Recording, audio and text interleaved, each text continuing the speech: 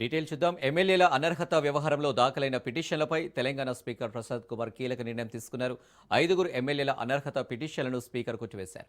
అనర్హత వేటుకు తగిన ఆధారాలు లేవని స్పీకర్ తెలిపారు. ఎమ్మెల్యేలు తెల్ల వెంకట్రావు, బండ్ల కృష్ణమోహన్ రెడ్డి, గూడ మహిపాల్ రెడ్డి, ప్రకాష్ గౌడ్, అరికపూడి గాంధీ పార్టీ మారినట్లు బీఆర్ఎస్ ఆధారాలు చూపలేకపోయారని స్పీకర్ స్పష్టం చేశారు.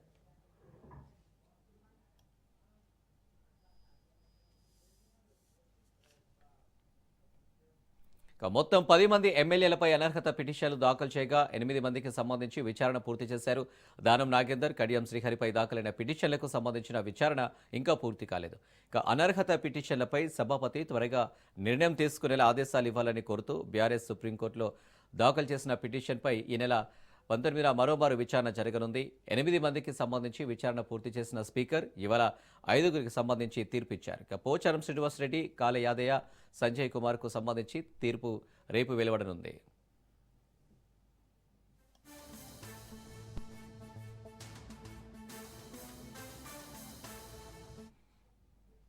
స్పీకర్ ఇచ్చిన తీర్పుపై బీఆర్ఎస్ స్పందించింది. తీర్పు కాపీని అధ్యయనం చేసిన తర్వాత స్పీకర్ నిర్ణయంపై హైకోర్టుకు వెళ్తామని బీఆర్ఎస్ ఎమ్మెల్యే వివేకానంద గౌడ్ తెలిపారు. స్పీకర్ తీర్పు రాజ్యాంగానికి విరుద్ధంగా వచ్చిన తీర్పుగా భావిస్తున్నట్లు చెప్పారు.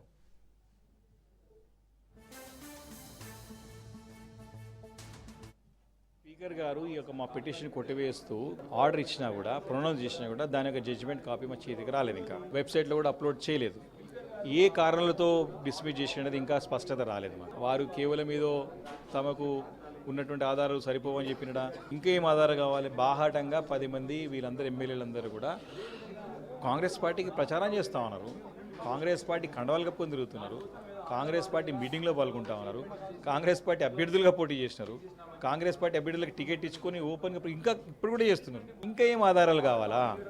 కాబట్టి మేము కూడా సుప్రీంకోర్టుని, సుప్రీంకోర్టు ఆశ్రయించిన తర్వాత మీరు టైం ఫ్రేమ్ లోపల నిర్ణయం తీసుకోవాలని చెప్పేసి కూడా కోర్టు చెప్పినటువంటి సందర్భంలోనే ఈరోజు ఈ నిర్ణయం తీసుకున్నారు. లేకపోతే ఇది కూడా తీసుకునే వాళ్ళు కాదు.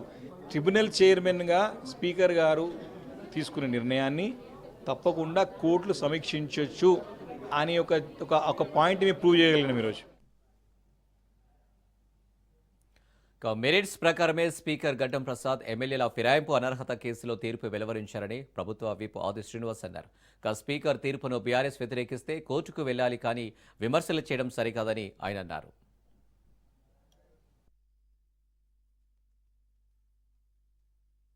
రేవంత్ రెడ్డి గారంటే వాళ్ళు కళ్ళల్లో నిప్పులు పోసుకుంటారు, కళ్ళల్లో మంట. ఈరోజు ఇక్కడ గడ్డం ప్రసాద్ కుమార్ గారు స్పీకర్ వారిప్పుడు 10 షెడ్యూల్ ప్రకారం ట్రిబ్యునల్ కోర్టులో ఒక జడ్జిగా తీసుకున్నటువంటి నిర్ణయంగా భావించాలి. వారికి ఉన్నటువంటి ఆలోచనలు మెరిట్స్ ప్రకారం నిర్ణయం తీసుకుంటూ కూడా వాళ్ళు తప్పడితే ఎట్లా అంటే వారికి అనుకూలంగా తీర్పు రావాలని చెప్పి కోరుకోవడం కూడా సాహిత్యం కాదు. ఇది ముమ్మాటికి వాళ్ళు ఇచ్చినటువంటి ఫిర్యాదులు, ఇరుపక్షాల వాదనలు విన్న తదుపరి వారు ఇచ్చిన తీర్పుగా భావించాలి.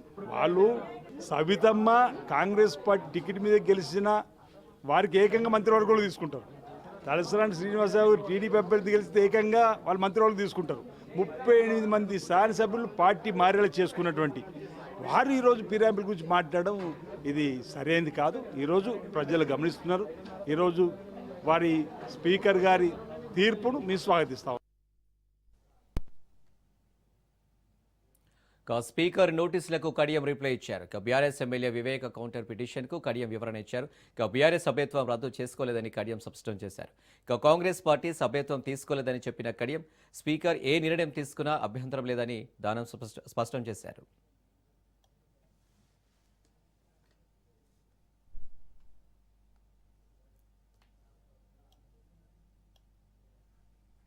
ప్రపంచ ఆర్థిక ఫోరం సదస్సుకు హాజరయ్యేందుకు సీఎం రేవంత్ రెడ్డికి ఏసీబీ కోర్టు అనుమతించింది.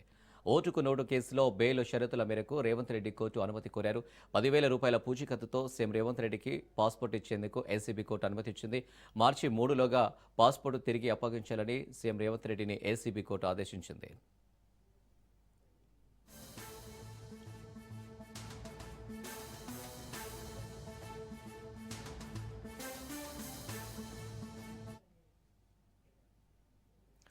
విద్యుత్ శాఖలో మరో విద్యుత్ పంపిణీ డిస్కమ్ ఏర్పాటుకు తెలంగాణ ప్రభుత్వం ఆమోదం తెలిపింది.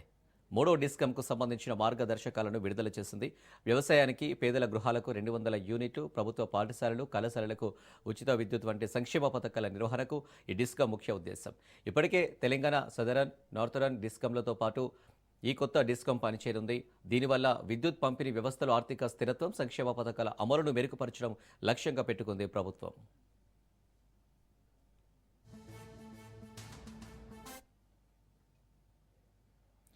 జీహెచ్ఎంసీ డీలిమిటేషన్పై తెలంగాణ హైకోర్టు కీలక ఆదేశాలు జారీ చేసింది. అభ్యంతరాల గడువును మరో 2 రోజులు పొడిగిస్తూ కోర్టు ఆదేశించింది.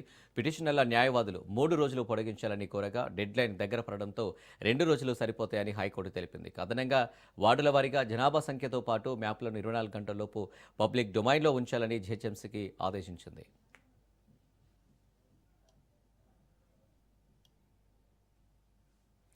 పార్లమెంటు వేదికగా దేశ ప్రజలకు సంబంధించిన కీలక అంశాలపై చర్చ జరగడం లేదని, కేవలం రాజకీయ కక్ష సాధింపే లక్ష్యంగా బీజేపీ వ్యవహరిస్తుందని టీపీసీసీ వర్కింగ్ ప్రెసిడెంట్ జగ్గారెడ్డి తీవ్రస్థాయిలో విమర్శించారు. దేశం కోసం త్యాగాలు చేసిన మహానుభావుల చరిత్రను చెరిపివేయడానికే ప్రస్తుతం పార్లమెంటులో చర్చలు సాగుతున్నాయని ఆయన ఆరోపించారు. జవహర్లాల్ నెహ్రూ గారు ఈ దేశ ప్రజలు మహాత్మా గాంధీ గారి నాయకత్వంలో ప్రధానమంత్రి అయిన తర్వాత ఇమ్మీడియట్లీ ఆయన ఎన్నికల ప్రక్రియ రాజ్యాంగ పద్ధతిలో, బిఆర్ అంబేద్కర్ రాజ్యాంగం పద్ధతిలో ఎన్నికలు, ఓట్లు, ఎన్నికలు, పాలన, పరిపాలన, పార్లమెంటు, ఇది వ్యవస్థ.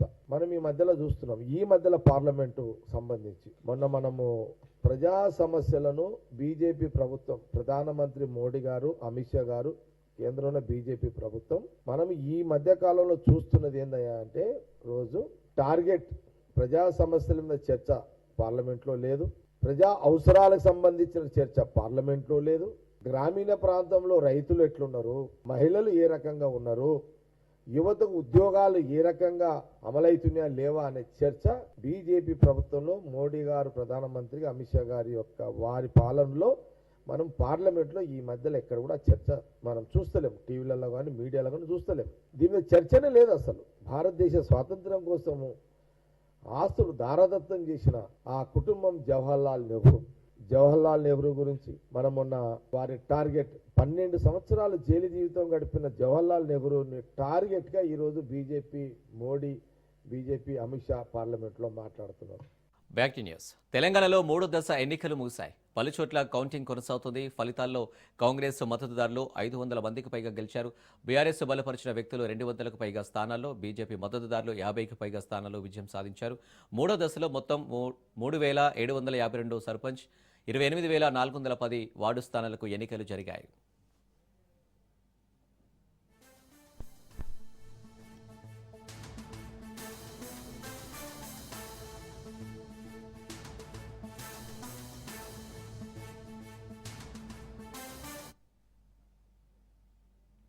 ఆంధ్రప్రదేశ్లోని గ్రామ, వార్డు సచివాలయాల పేరు మారనుంది. కొత్త పేరు నామకరణం చేయనున్నట్లు జిల్లా కలెక్టర్ల సమావేశంలో స్వయంగా సీఎం చంద్రబాబు ఈ విషయాన్ని ప్రకటించారు. దీనిపై త్వరలోనే అధికారిక ప్రకటన విడుదల చేస్తామని వెల్లడించారు. గ్రామ, వార్డు సచివాలయాల పేరును స్వర్ణ గ్రామంగా మారుస్తున్నట్టు చంద్రబాబు చెప్పారు. Phone numbers of the callers, we are doing a sample surveys. So last time pensions కోసం వాలంటీర్స్ అండ్ లోకల్ ప్రజాప్రతినిధుల నంబర్స్ అన్ని ఉన్నాయి సార్. అది కొంచెం క్లీనప్ చేస్తే ఎగ్జాక్ట్ ఫీడ్బ్యాక్ కూడా వచ్చింది sir. So I do it next 15 days sir. అది మీ రెస్పాన్సిబిలిటీ. రెండోది వచ్చి మీకు పేరు కూడా మారుస్తున్న జిఎస్డబ్ల్యూఎస్ అనేది స్వర్ణ గ్రామం, ఆ పేరు కూడా ఈరోజు ఫైనలైజ్ చేస్తే అనౌన్స్ చేస్తాం. ఆ యూనిట్లో ఉండే వాళ్ళని సెంట్రల్ పాయింట్గా పెట్టుకొని మీరు గ్రామంలో కూడా క్యాంపెయిన్ చేసి మీరు ఇచ్చిన డేటాలను మీరు చూస్తే ఎందుకు వాట్సాప్ గవర్నెన్స్ వాడడం లేదంటే ఒకటి సెక్యూరిటీ. అమరావతిలో రేపు గవర్నర్తో మాజీ సీఎం జగన్ భేటీ కానున్నారు. రేపు సాయంత్రం 4 గంటలకు సమావేశమవుతారు. రాష్ట్రంలో ప్రభుత్వ మెడికల్ కళాశాలలో ప్రవేశీకరణను నిరసిస్తూ వైసీపీ సేకరించిన 1 కోటి మందికి పైగా సంతకాల పత్రాలను గవర్నర్కు అందజేయనున్నారు. ముందుగా సంతకాల పత్రాలు నిండిన వాహనాలను పార్టీ అధినేత జగన్ జెండా ఊపి లోక్ భవన్కు పంపనున్నారు. ఈ భేటీలో పార్టీకి చెందిన జిల్లా అధ్యక్షులు, శాసనసభ్యులు, ఎంపీలు తదితరులతో కలిసి గవర్నర్కు 1 కోటి సంతకాల పత్రాలను జగన్ అందజేయనున్నారు.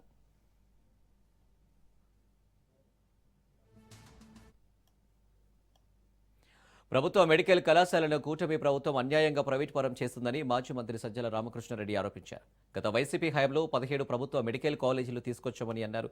ప్రభుత్వ కళాశాలలు ప్రైవేట్ పరం అయితే పేదల పరిస్థితి ఏంటని సజ్జల ప్రశ్నించారు. ప్రైవేటు అత్యుత్తమని సీఎం చంద్రబాబు చెప్పడం దారుణమని అన్నారు. ఇది పీపీపీ కాదు, పెద్ద స్కామ్ అని నిలదీశారు. దీనిపై ప్రజల నుండి పెద్ద ఎత్తున స్పందన వచ్చిందని, విభజన తర్వాత ఇంత స్పందన రావడం ఇదే మొదటిసారని అన్నారు.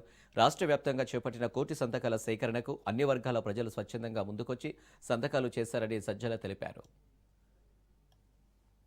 చోట జనంలోకి వెళ్ళి అయ్యా మీరు ఎవరెవరైతే దీన్ని వ్యతిరేకిస్తారో సంతకాలు చేయండి అంటే మేము చేస్తామని ముందుకు వచ్చి చేశారు ప్రజలు.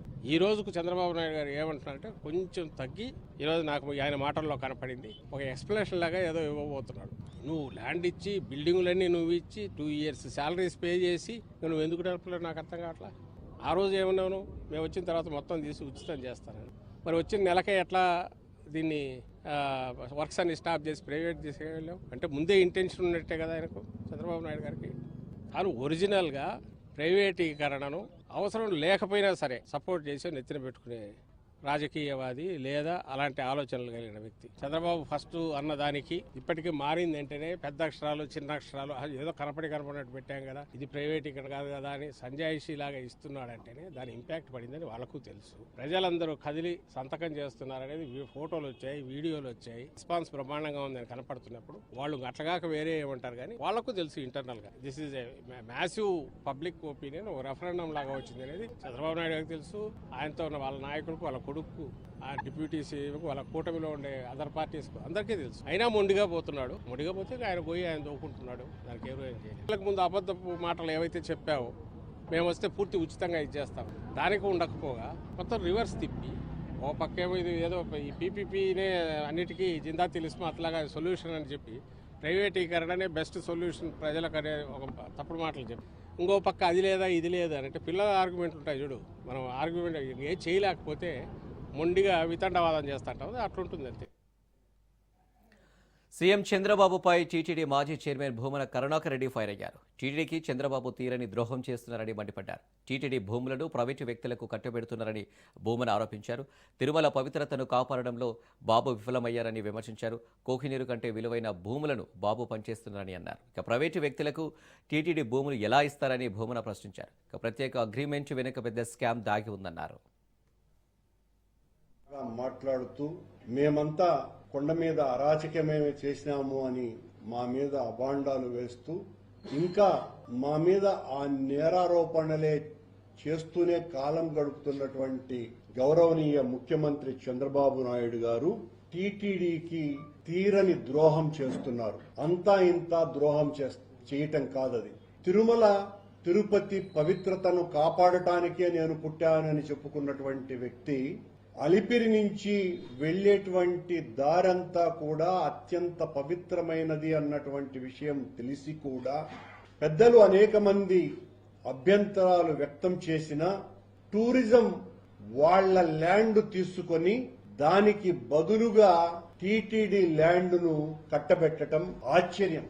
ఏ ఒబరాయ్ హోటల్ని తీవ్రంగా వ్యతిరేకించి టీటీడీ బోర్డులోనే వాళ్లు తీర్మానం చేసి ఆ సానువుల్ని కాపాడాలని పవిత్రతను పరిరక్షిస్తాము అని చెప్పినటువంటి వాళ్ళు టూరిజం వాళ్ళు ఒబరాయ్ హోటల్కు కేటాయించినటువంటి దూరం కంటే అలిపిరికి అతి సమీపంలో అత్యంత విలువైనటువంటి స్థలాన్ని చంద్రబాబు నాయుడు గారు 11వ తారీఖున ఈ నెల కేబినెట్ మీటింగులో ఆ బదలాయింపును ఆమోదింపజేసి 13వ తారీఖున జీవో కూడా ఇష్యూ చేశారు. పాత టూరిజం స్థలం ఏదైతే ఉన్నదో కోటి సంతకాల కార్యక్రమానికి విశేష స్పందన లభించిందని వైఎస్ జగన్ ప్రజాశ్రేయస్ కోసం ప్రభుత్వ మెడికల్ కాలేజీలు తెచ్చారని మాజీ మంత్రి గుడివాడ అమర్నాథ్ అన్నారు. తమ హయాంలోనే 7 కాలేజీలు పూర్తి చేశామని, కానీ చంద్రబాబు వచ్చాక స్కామ్లకు తెరతీశారని ఆయన మండిపడ్డారు. మెడికల్ కాలేజీల ప్రైవేటీకరణపై రాష్ట్ర వ్యాప్తంగా పెద్ద ఎత్తున నిరసనలు వచ్చాయన్నారు. 8,500 కోట్ల రూపాయలు ఖర్చు చేయడానికి ముందడుగు వేసి 2024 మేము ప్రభుత్వంలోంచి దిగిపోయేటువంటి సమయానికి 7 కాలేజీలు పూర్తి చేసి 5 కాలేజీలు అడ్మిషన్లు పూర్తి చేసి మిగిలినటువంటి 10 కాలేజీల్లో నిర్మాణ స్థాయిలో ఉన్నటువంటి వాటిని ఇప్పుడు మొన్న వచ్చినటువంటి ప్రభుత్వం కూటమి ప్రభుత్వానికి అప్పచెప్పడం జరిగింది. దాన్ని నడపాల్సింది పోయి ఏ రకంగా ప్రైవేట్ వాళ్ళ చేతుల్లో పెట్టాలని చెప్పి తద్వారా పెద్ద పెద్ద స్కాములకి తావు తీసినటువంటి పరిస్థితులు కూడా మనం చూసాం. దాదాపు 1 కోటికి పైచీలకు సంతకాలని 26 జిల్లాల వ్యాప్తంగా సేకరించి రేపు వాటన్నిటినీ కూడా జగన్మోహన్ రెడ్డి గారి నేతృత్వంలో రాష్ట్ర గవర్నర్ గారిని కలిసి ప్రభుత్వం మీద ప్రజలకు ఉన్నటువంటి వ్యతిరేకతను తెలియపరిచేటువంటి కార్యక్రమాన్ని కూడా చేయబోతా ఉన్నాం.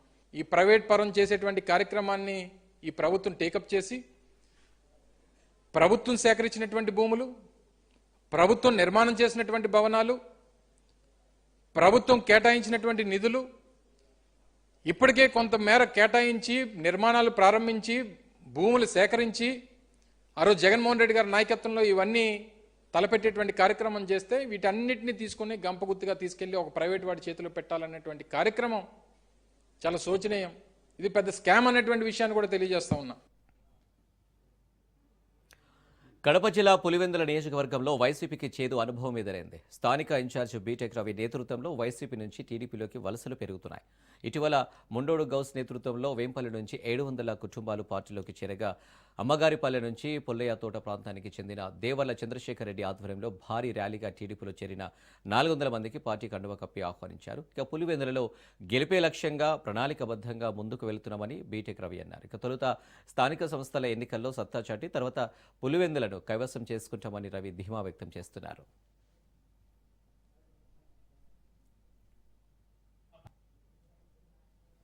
తర్వాత ఈరోజు చంద్ర అంటే దిల్మాంగి అంటారు. ఇది ముందు నుంచి కూడా మేము చెప్తాం. 17th బ్రహ్మాండమైన సభ, బ్రహ్మాండంగా 400-500 మందితో చేరుతున్నామని చెప్పాం. మా అంచనాలకు ఊహించిన దానికంటే కూడా ఎక్కువగా ఈరోజు ఇంతమంది రావడం, ఇంతమంది పార్టీలో చేరడం. తర్వాత మొన్న ఏదైతే మొండోడు కుటుంబం గౌస్, ఈరోజు దిల్మాంగి ఆధ్వర్యంలో, అలాగే తాళ్లపల్లెలో అల్తాఫ్ ఆధ్వర్యంలో కూడా 34 మంది చేరడం. ముఖ్యంగా జగన్మోహన్ రెడ్డి పరిపాలనకు చంద్రబాబు నాయుడు గారి పరిపాలనకు ఇప్పుడు కంపేర్ చేసుకుని, అంటే బేరీజ్ వేసుకొని, ఇంకా జగన్మోహన్ రెడ్డి వచ్చేది లేదు వచ్చేది లేదు. ఆ పరిపాలన చూసాం, ఇప్పుడు వీళ్ళు చేస్తున్న పరిపాలన చూసాం. కాబట్టి తప్పకుండా మనం తెలుగుదేశం పార్టీలో చేరి ఆ పార్టీకి మద్దతు ఇవ్వాల్సిన ఆ సందర్భం వచ్చింది అని అందరూ కూడా స్వచ్ఛందంగా చేరడం. చాలా కూడా పలు రకాల ప్రభావాలు. Back to news. మంత్రి సీతక్క వ్యాఖ్యలపై మాజీ మంత్రి ఎమ్మెల్సీ సత్యవతి రాథోడ్ స్పందించారు.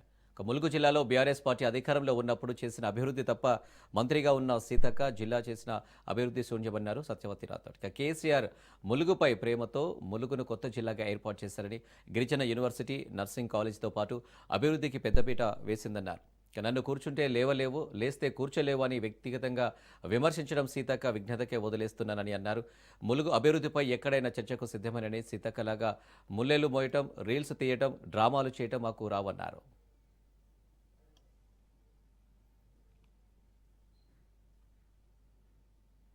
మంత్రి సీతక్క గారు నన్ను వ్యక్తిగతంగా దూషించిండ్రు. ఆ దూషణ, ఆ విమర్శలను ఆమె విఘ్నతకు, ఆమె సంస్కారానికి వదిలేస్తాను. నేను సీతక్క గారిని అడిగింది ములుగు జిల్లా మీద, అభివృద్ధి మీద.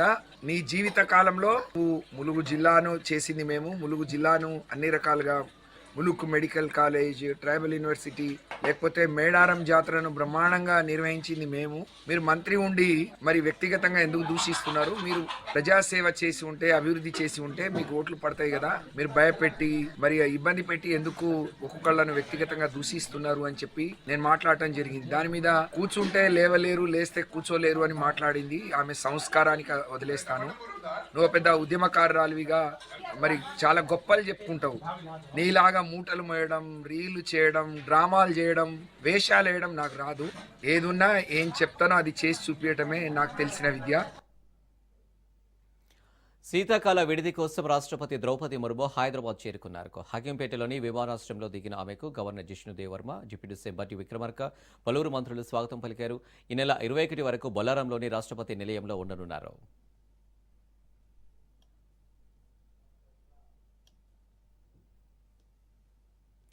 బంగ్లాదేశ్లోని ఢాకాలో ఉద్రిక్తత నెలకొంది. భారత ఎంబసీపై దాడికి యత్నించారు.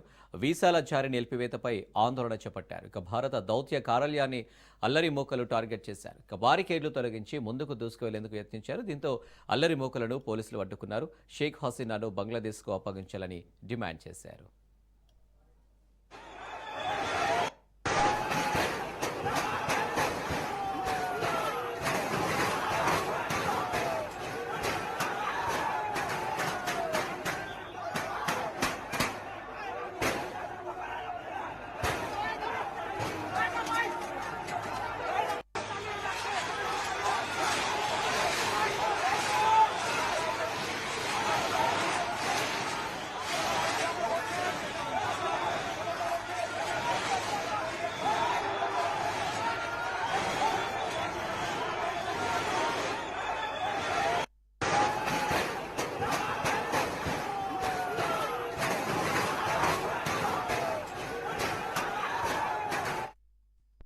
బంగ్లాదేశ్లోని ఢాకాలో ఉద్రిక్తత నెలకొంది. భారత ఎంబసీపై దాడికి యత్నించారు. వీసాల జారీ నిలిపివేతపై ఆందోళన చేపట్టారు. ఇక భారత దౌత్య కార్యాలయాన్ని అల్లరి మూకలు టార్గెట్ చేశారు. బారికేడ్లు తొలగించి ముందుకు దూసుకువెళ్లేందుకు యత్నించారు. దీంతో అల్లరి మూకలను పోలీసులు అడ్డుకున్నారు. షేక్ హసీనాను బంగ్లాదేశ్కు అప్పగించాలని డిమాండ్ చేశారు.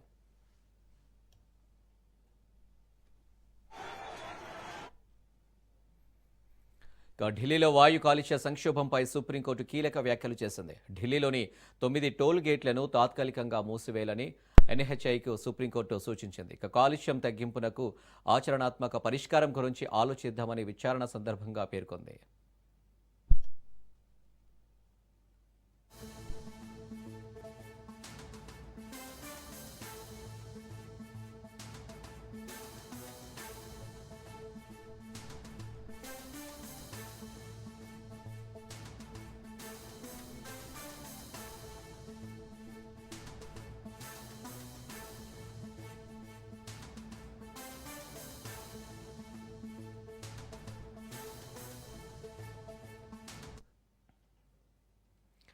దేశీయ స్టాక్ మార్కెట్ సూచీలు మళ్లీ నష్టాలు మూశాయి. అంతర్జాతీయ మార్కెట్ల నుంచి మిశ్రమ సంకేతాలున్న విదేశీ మదుపర్ల అమ్మకాలు, అమెరికాతో వాణిజ్య ఒప్పందం ఆలస్యం వంటివి మన మార్కెట్లపై ప్రభావం చూపాయి. దీంతో సూచీలు వరుసగా 3 రోజు నష్టాలకే పరిమితమయ్యాయి. సెన్సెక్స్ 84,415 పాయింట్ల వద్ద కనిష్టాన్ని తాకిన సూచీ చివరికి 120.21 పాయింట్ల నష్టంతో 84,559.65 వద్ద ముగిసింది. నిఫ్టీ 41.55 పాయింట్ల నష్టంతో 25,818.55 వద్ద స్థిరపడింది. డాలర్తో రూపాయి మారకం విలువ 90.37గా ఉంది.